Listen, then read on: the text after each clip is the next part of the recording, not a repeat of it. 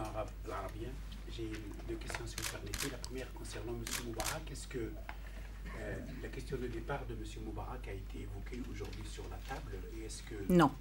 Pas à ma connaissance. Attendez, j'ai dû sortir une ou deux fois, mais pendant que j'étais là, je ne l'ai pas entendu.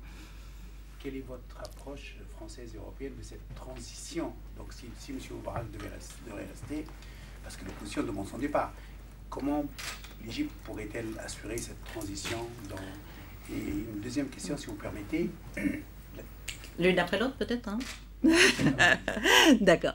En ce qui concerne la première position, la première question, d'abord, ce que je veux vous dire, c'est que nous avons bien réaffirmé que dans nos principes en matière de relations internationales, il y a le respect de l'état de droit, c'est-à-dire que nous discutons avec les États, et il y a d'autre part le principe de la non-ingérence. Ça n'est pas à nous de dire aux Égyptiens ce qu'ils doivent faire ou ce qu'ils ne doivent pas faire sur le plan politique.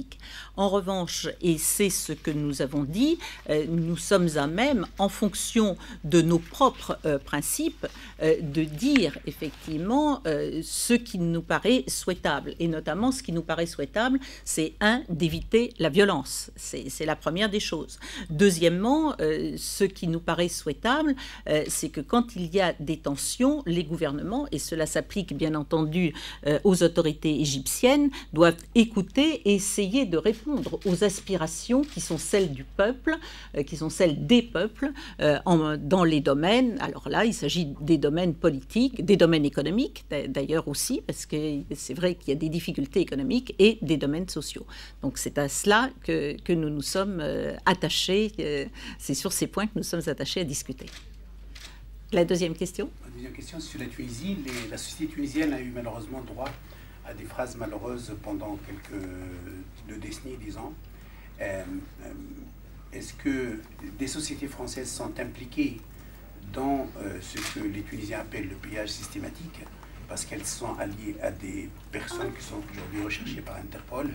Est-ce qu'il y a une action spécifique aujourd'hui que vous allez mener pour un peu corriger ce ressentiment des Tunisiens à l'égard du leadership français et ce que les entreprises françaises devraient regarder à l'avenir? Alors, la première des choses que je dois dire, c'est que je n'ai pas senti dans tous les contacts que j'ai pu avoir, et ils ont été divers, avec des Tunisiens au cours de la semaine passée, la moindre agressivité, je dirais même au contraire, qu'il s'agisse de politique, qu'il s'agisse de représentants de milieux économiques, c'est au contraire l'amitié qui a été mise en avant, l'amitié entre la France et la Tunisie, et le fait de la confiance de la Tunisie et des Tunisiens en la France pour les aider effectivement à s'affirmer dans le domaine aussi bien de la démocratie et des droits qu'à s'affirmer dans le domaine de l'économie. C'est donc un soutien, et d'ailleurs quand j'ai eu une longue conversation avec mon nouveau collègue ministre des Affaires étrangères, nous avons effectivement évoqué un certain nombre de ces points, et je lui ai dit notre disponibilité pour répondre à des demandes qui seraient faites par les Tunisiens, bien entendu. Ce n'est pas à nous de décider pour eux, ni de choisir pour eux les domaines dans lesquels ils souhaitent que l'on avance. Donc ça, c'est la première chose. Ensuite, en ce qui concerne des entreprises françaises, je n'en ai pas tellement l'impression, puisque de l'analyse que nous avons, en réalité, le pillage est effectué par des personnes essentiellement, ou par des systèmes liés à un groupe de personnes qui étaient notamment des très proches de l'épouse de M. Ben Ali.